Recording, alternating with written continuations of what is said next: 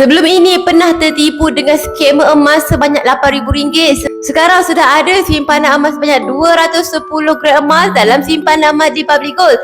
Ini antara kisah penyimpan emas saya sebelum ini pernah tertipu dengan skema emas iaitu sebanyak RM8,000. Dan apabila beliau telah mula simpan emas dengan Public Gold di bawah bimbingan saya, beliau telah berjaya simpan sebanyak 210 gram emas setakat hari ini, di mana nilai simpanan emas beliau telah mencecah sekitar RM20,000. So tuan-puan tak perlu risau dekat Public Gold ni. Apabila tuan-puan simpan emas, tuan-puan boleh dapat emas fizikal, dan tuan-puan simpan emas di akaun Gap tersebut juga bersandarkan emas fizikal.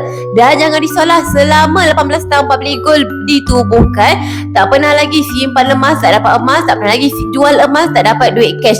So ini telah membuktikan bahawa simpanan emas dekat Public Gold ni antara syarikat emas yang paling dipercayai di Malaysia. So bagi tuan-puan yang baru nak mula simpan emas, terus saja klik link dekat profil saya, daftar terus akaun secara percuma, kemudian tuan-puan boleh terus mulakan simpanan emas tuan-puan dengan serendah RM100. Dan jangan lupa juga lah konsisten simpan setiap bulan, barulah kita capai matlamat simpanan kita dengan lebih cepat. Oleh itu tak perlu risau lagi dengan kredibiliti syarikat Public Gold. Syarikat Public Gold antara syarikat emas gergasi di Malaysia.